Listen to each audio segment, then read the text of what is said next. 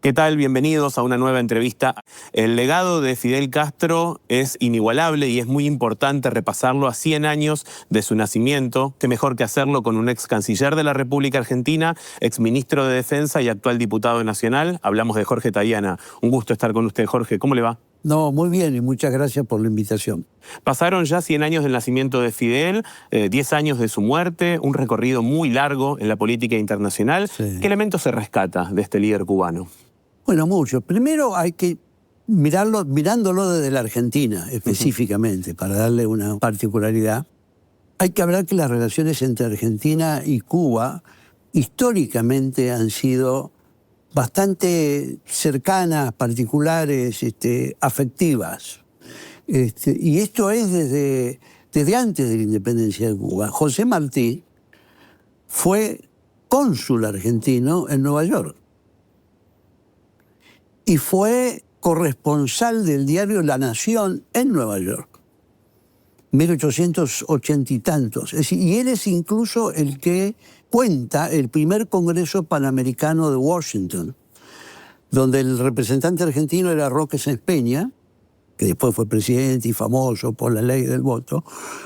Pero en esa conferencia, que duró varios meses, los norteamericanos proponían una especie de esquema basado en que el dólar fuera la moneda no la única moneda, pero digamos todo un esquema financiero, una especie de soberano armado alrededor del dólar. Y era la reactivación en aquel momento de fin de siglo, unos años antes de la guerra contra España de Estados Unidos, la reactivación de la doctrina Monroe de 1823. Y entonces estaban los norteamericanos con el tema de América para los americanos, y Sáenz Peña, en un discurso para los argentinos bastante memorable, es el que se opone y dice América para la humanidad. Y eso todo lo cuenta José Martí. O sea, la relación entre los dos países y los dos pueblos ha sido de larga trayectoria y de particular simpatía y acercamiento. Hay muchas cosas en común. Yo diría que los argentinos tenemos muy buenas relaciones con algunos países de la región, con algunos somos como hermanos. Perú es el más histórico, nos une San Martín, también con Chile. Uruguay hemos estado juntos mucho tiempo, Paraguay también.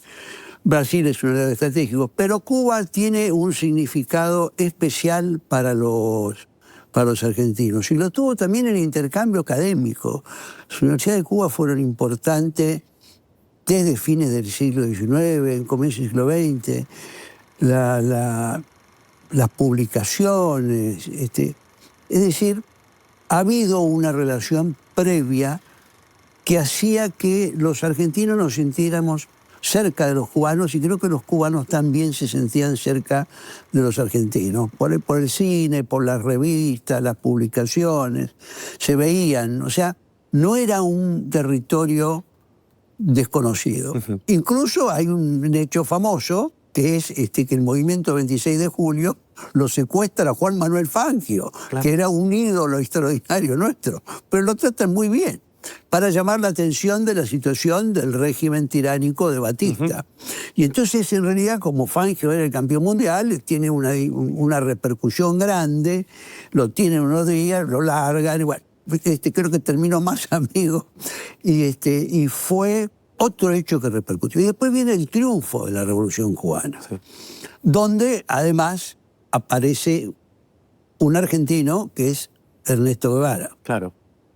Que de paso un pequeño aviso, que era médico y tenía su diploma firmado por mi papá, que era decano de medicina de la Universidad de Buenos Aires. O sea que incluso en el 59, en el año del triunfo, acá por distintas razones políticas, el triunfo del movimiento 26 de julio fue muy bien visto en general por sectores alejados del peronismo, que lo habían derrotado 4 años antes. Pero vieron como una lucha contra la tiranía y un ejemplo de libertad, y desfilaron los guerrilleros cubanos. Tuvo en el 59 y en el 60, que fue el sesquicentenario de la Revolución, desfilaron el nuevo ejército, es decir, los guerrilleros cubanos desfilaron en el desfile del sesquicentenario, que parecía una cosa extraordinaria. O sea, siempre hubo una buena relación. Después estuvo el encuentro Frondizi y el Che,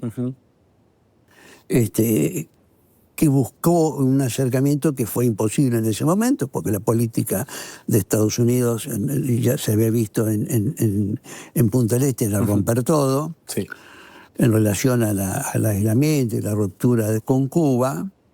Y luego vienen las relaciones que el peronismo y parte de la izquierda más revolucionaria de Argentina van construyendo con la Revolución Cubana, que tiene un impacto enorme, sobre todo por la teoría de que, de alguna manera, como explicaba la teoría de la guerra de guerrillas entonces, se podían ayudar a crear las condiciones objetivas a partir de acciones subjetivas. Y por eso un grupo decidido de vanguardia podía gestarlo. Eso tuvo diversos intentos en diversas partes de América Latina, pero la influencia de Cuba como modelo y como propuesta revolucionaria es un elemento importante. También es muy importante para la Argentina, además de las relaciones que se van tejiendo, es muy importante el vínculo entre, diríamos, la Revolución Cubana, Fidel Castro como figura luminar, también el Che en los primeros años que se desplaza, con el proceso del desarrollo del tercer mundo, con la independencia de las colonias, sobre todo en África y parte en Asia, pero sobre todo a partir del 60, que es cuando sale la resolución 1514, que es la que permite la descolonización de Naciones Unidas, hay muchos países y hay muchos líderes que ya habían estado reunidos en Bandung y que van a crear movimientos no alineados, que se referencian y ven en Cuba un modelo socialista importante y exitoso, ¿no? Con su campaña de alfabetización, con su desarrollo. O sea, hay un impacto muy grande en los dos sentidos, tanto en el modelo como en la idea de la factibilidad de hacerlo. Y la figura de Fidel Castro toma una dimensión que es muy interesante, porque el peronismo ha sido básicamente un movimiento con distintas alas, porque ha sido un movimiento nacional y popular, con un ala izquierda, un ala más de centro. Como hay un chiste de Perón, de un periodista que le pregunta, ¿y cómo es la política argentina? Bueno, hay 20% de comunistas, 20% de socialistas, 30% de cristianos, 20% de conservadores, qué sé yo. Y entonces el periodista le pregunta, ¿y los peronistas? Ah, no, peronistas son todos. Son todos. Ese es el cuento. Pero digamos, lo cierto es que en el caso del peronismo, la figura de Fidel Castro, y ahí me centro un poquito más en él, tiene una dimensión particular por lo que significa no solo como líder de la transformación social, digamos, sino sobre todo como líder nacional defensor de la soberanía. Y en la medida que crece el enfrentamiento y el bloqueo de Estados Unidos y las sanciones, que hace que todos los países, menos México, rompan con Cuba, todos regímenes más o menos semidemocráticos, semiproscriptivos, en el caso de la Argentina con proscripción del peronismo, hacen que la figura de un líder de un país en desarrollo o del tercer mundo que se plante, que diga las verdades que decía Fidel tanto en La Habana como en Naciones Unidas, que hable en nombre de ese mundo, hoy diríamos emergente, en esa época oprimido. Era un mundo oprimido que buscaba liberarse y que tenía muchas figuras, ¿no? Porque tenía, qué sé yo, en África teníamos a Kwame Nkrumah, que es uno de los padres de la independencia, a los que estaban luchando más tarde, después, por la independencia de las colonias portuguesas, Amílcar Cabral en Guinea-Bissau, y el Cabo Verde, que después vimos en el fútbol Cabo Verde, digamos, pero antes era todo junto. Angola, con su lucha del MPLA, el Movimiento Popular por la Liberación de Angola. Por supuesto, la figura de Lumumba, trágicamente asesinado al comienzo, en el 60, digamos, es como casi simultáneo a Fidel, pero lo matan. Claro. Y todo el proceso se frustra y comienza una reacción grande. Pero digamos, Fidel aparece como el mejor, yo diría, desde la perspectiva latinoamericana, como el mejor heredero de Bandung, de la conferencia de Bandung, donde estaba Neruda, donde estaba Zhou Enlai, donde estaba Sukarno, donde estuvo Nasser, donde estuvo Juan Nkrumah también. Digamos, el verdadero representante, esos son los que vienen del 50, digamos, peleando. Pero el representante de los 60 en eso, y está la primera declaración de La Habana y la segunda declaración de La Habana, la figura de todo eso lo representa bien Fidel Castro, de ese mundo que quiere terminar con el colonialismo, quiere terminar con la explotación de un capitalismo salvaje y muchas veces de enclave, que es el que se daba, y que ya tenía varias cosas realizadas en la región que todos conocemos, ¿no es cierto? Desde el 54 en Guatemala, cuando lo derrocan a Arbenz, en fin, a todas las actuaciones que habían tenido en distintos países, en Haití, en todos los países, sobre todo de Centroamérica, y por supuesto México, ¿no? Lo que le hicieron a México. Es decir, la figura de Fidel tiene una dimensión social, revolucionaria, teórica, de otro modelo de sociedad, pero tiene también en la Argentina una dimensión más amplia y mayor, que es el aspecto nacionalista y de defensa de la soberanía. Y eso valió entonces, y en el peronismo fue muy valorado, y obtuvo un gran reconocimiento. Es decir, buena parte de los sectores más ortodoxos del peronismo, que poco tienen que ver con la izquierda, sin embargo, tenían un enorme respeto por la figura de Fidel, ¿no? Eso fue muy, muy, muy notable. Y eso se vio bien cuando, más allá de las participaciones y de los vínculos de los sectores revolucionarios del peronismo con la revolución cubana, que es un aporte importante al comienzo de organizaciones revolucionarias que se dan, cuando se acaba la proscripción y vuelve el peronismo en 1973, se restablecen las relaciones, y ahí hay una cosa muy interesante, porque es hay un par de cartas, una carta de Perón a Fidel, que se la lleva a Helvar, el ministro de Economía, y una respuesta de Fidel a Perón. Y son dos cartas muy valiosas y que vale la pena leerlas con detenimiento, porque se ponen de acuerdo a partir del respeto al desarrollo de los procesos internos de cada país, ¿no? La no intromisión. Claro, pero además fundamentándolo teóricamente, Claro. diciendo cada pueblo tiene un camino y un proceso que va haciendo y que tiene que ver con su propia historia.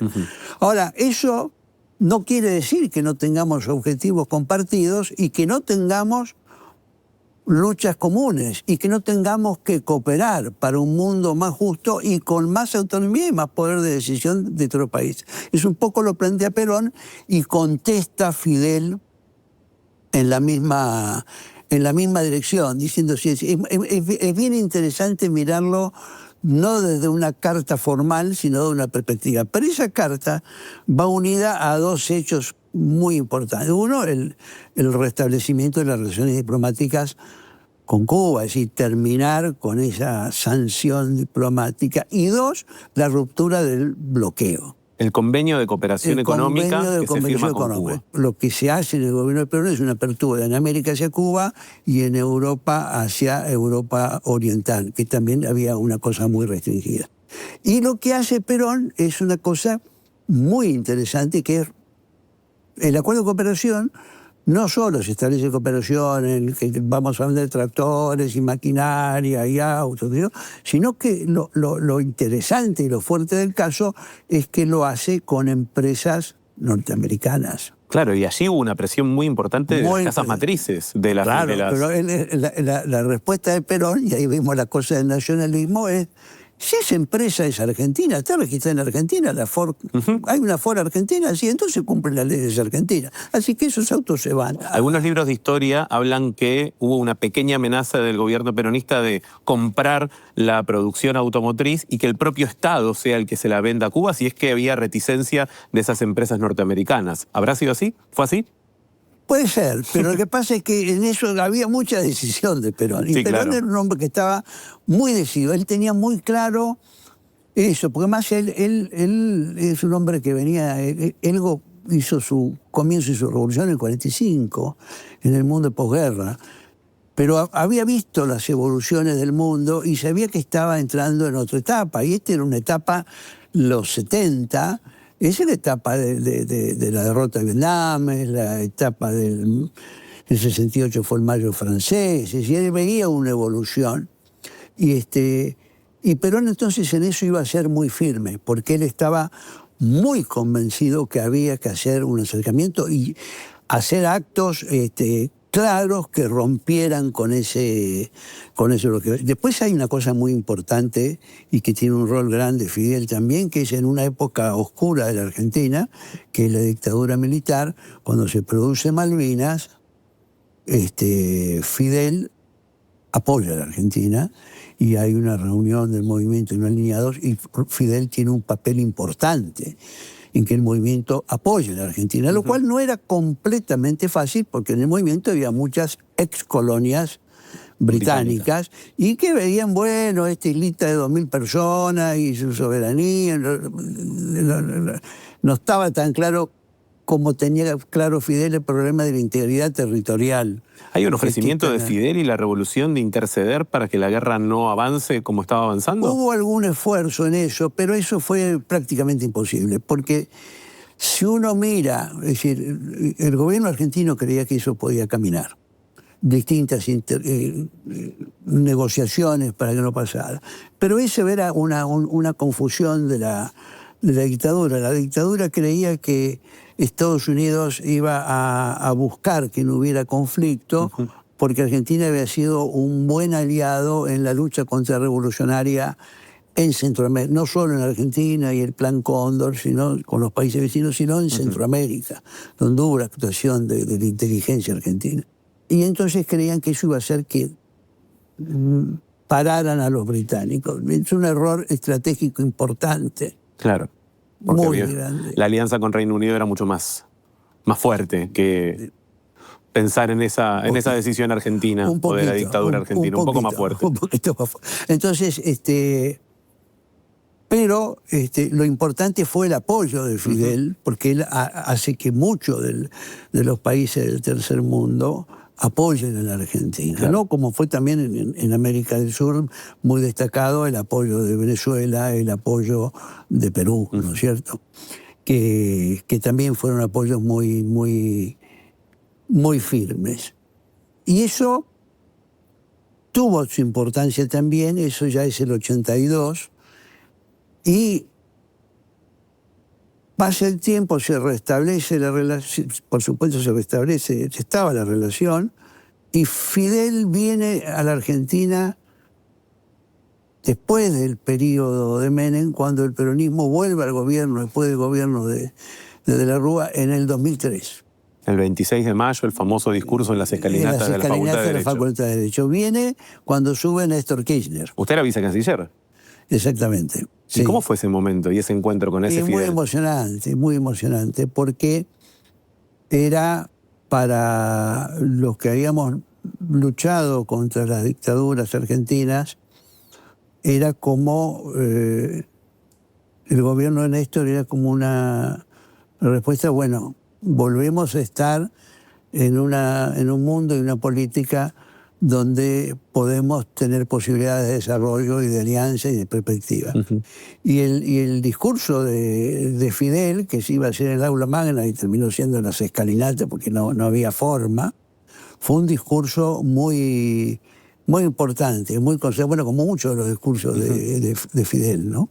Tuvo una gran trascendencia y un gran impacto que él viniera. Y fue un fuerte impulso a los que impulsábamos que ese gobierno de Néstor, que subía con una debilidad política grande en votos, él siempre decía, tengo más desocupados que votos. Dice, claro. Cuando subo tengo más desocupados que votos. Se reía como diciendo, bueno, lo único que nos queda es avanzar, porque si no avanzamos nos vamos a hundir.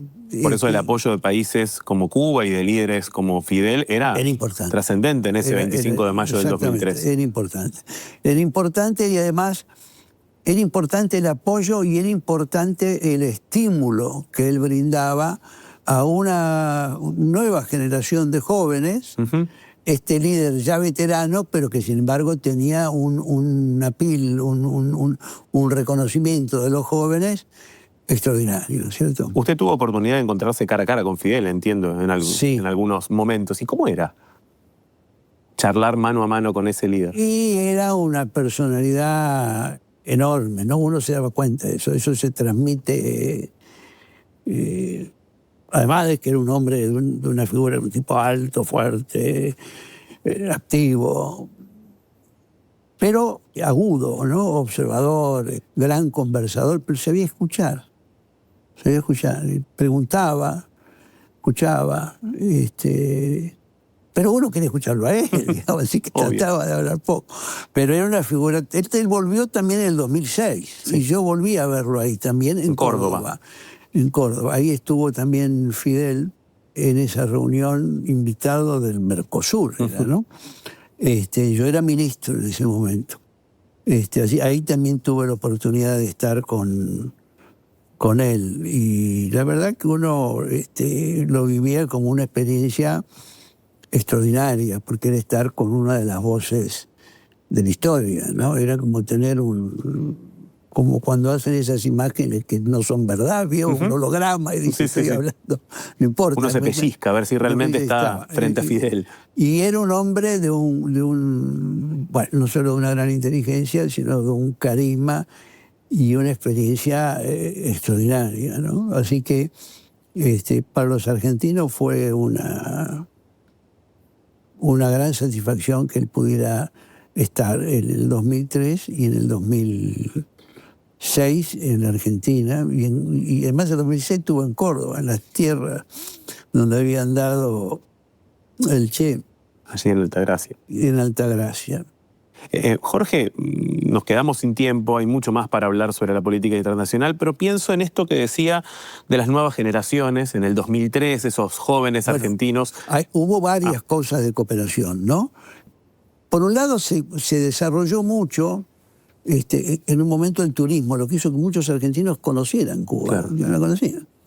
Eso fue muy, muy positivo. Hubo mucho intercambio cultural, también grupos cubanos que vinieron a la Argentina, de música, de poesía, de escritores. Hubo un intercambio activo y también hubo un apoyo grande de Cuba en dos áreas. En el área con algunas provincias, en el área de alfabetización.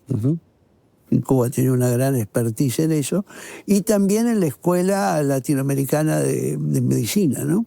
Donde varios argentinos fueron a cursar allá y volvieron de médicos y tienen una gran gratitud por la solidaridad de Cuba. También hubo un desarrollo en el intercambio en todo el área farmacéutica, bioquímica, que Cuba tenía un desarrollo importante y grande en eso. Y hubo mucha cooperación también en la idea de ir formando, cuando se forma la UNASUR, la necesidad de ir creando la CELAC, que eso ya se venía. Y ahí ya Fidel ya no estaba bien físicamente, pero de todas maneras se da. Claro, con la UNASUR fue un gran logro de Sudamérica, Pero rápidamente nos planteó el problema. ¿Qué hacemos con el resto de la región? ¿Cómo los unimos? ¿Cómo nos unimos? ¿Cómo los vinculamos? ¿Que vamos a dejar afuera a Centroamérica, a México, a Cuba, al Caribe? Eso no puede ser. Entonces ahí es que va surgiendo de la transformación de un grupo de cooperación y de la fusión con el Grupo de Río, la CELAC. Esa es la historia. Así como hacemos una estructura que sea de todos los países latinoamericanos y que tenga posibilidad de proyección. Y en eso Cuba jugó un rol muy importante para que eso fuera posible. Hay muchos otros temas que podríamos abordar, nos quedamos en parte sin tiempo, pero pienso en estas nuevas generaciones del 2026 que construyen sus vínculos políticos y lo tienen a Fidel como si fuera algo antiguo, porque bueno, hace 10 años falleció. ¿Está presente su lucha en sus ideales, en estos jóvenes latinoamericanos que empiezan a construir su vida política? ¿Y de qué manera está presente Fidel en ellos? Yo creo que la figura de Fidel, en realidad, en la medida que pasa el tiempo, más que quedar en el pasado, va a tener vigencia, sobre todo por lo que yo mencionaba del nacionalismo y de la defensa de la soberanía y de la autonomía, ¿no? De que cada país tiene que ser soberano y poder decidir su propio destino. En este mundo que estamos viviendo, donde el ataque a la soberanía de los países parece brutalmente despiadado, y Cuba es un ejemplo de cómo se la está agrediendo en ese sentido, creo que todo el mundo comprende que la defensa de la soberanía y de la capacidad de decisión es un tema de creciente relevancia. Complejo, porque si tenemos un mundo multipolar y con emergente, va a ser un mundo inestable y va a ser un mundo con conflictos y con peleas por zonas de influencia. O sea, es un mundo complejo, pero ese mundo requiere, yo creo, trabajar más en integración regional, pero tener muy presente la defensa de la soberanía. Y Fidel Castro es una figura que simboliza la defensa de la soberanía de Cuba y la solidaridad internacional. Jorge, muchas gracias por este tiempo con nosotros. No, muchas gracias a ustedes. Gracias a ustedes por estar del otro lado. Como siempre, nos reencontramos en cualquier instante.